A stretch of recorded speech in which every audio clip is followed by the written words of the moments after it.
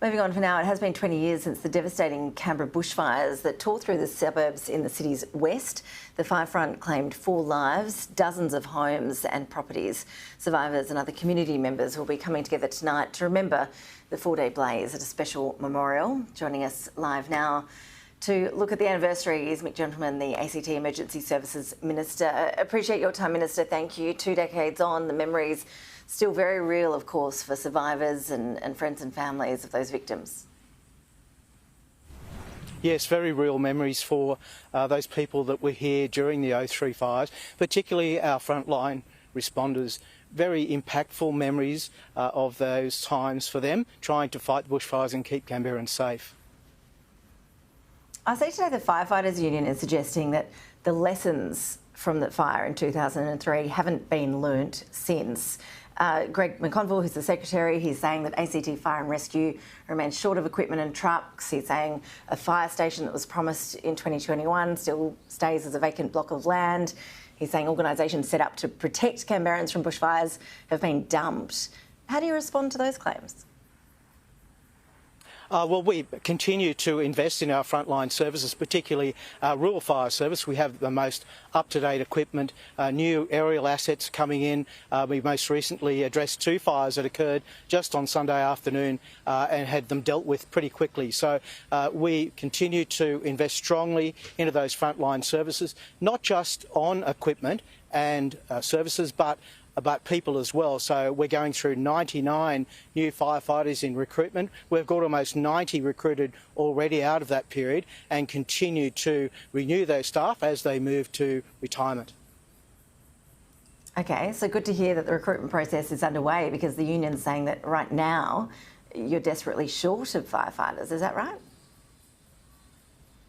Well, no, we keep recruiting, so we've got 87 of the 99 now recruited. There's more people in the training as we speak, and we'll continue to do that.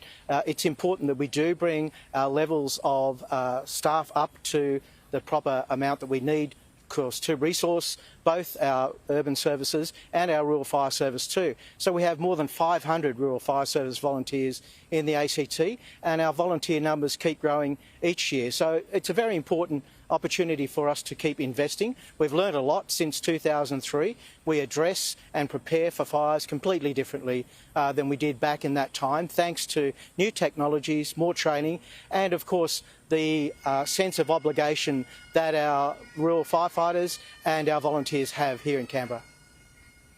Unfortunately, the 2003 fires weren't the last big ones. We've seen this coroner's inquiry into the 2019 fires ongoing. It remains incomplete. I understand it's not kicking off again until April this year. Does that disappoint you? Is that too long a time, in your view, for those impacted to get answers?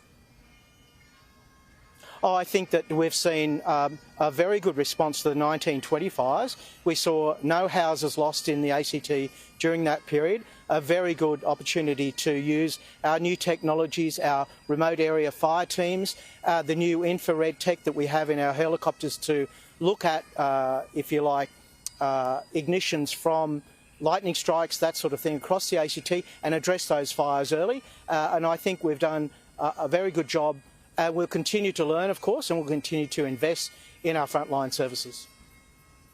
I see today Victorian fire authorities have been out warning that February and March could be difficult months with later rains, meaning they expect the next couple of months will be tricky for them. What's the outlook there in the ACT on the fire front? What we're seeing now is a move from our agency into a multi-hazard response. So we don't just look at bushfires, we look at these storm events as well, and the impact of climate change that we see happening right across Australia. We're seeing that in each state and jurisdiction. We've moved quite dramatically from where we were just as a fire service to a multi-hazard response service with our ESA, and preparing for these sorts of events in advance. So we're reducing fuel loads where we can by strategic burning. We do strategic grazing and ripping as well, and work with our rural lessees across the ACT to remove those fuel loads to be prepared for the storm and fire seasons. Minister, really appreciate you making the time to join us. Thank you, and our thoughts will be with everyone as I know that the ACT will be pausing this evening to remember the victims 20 years on. Thank you.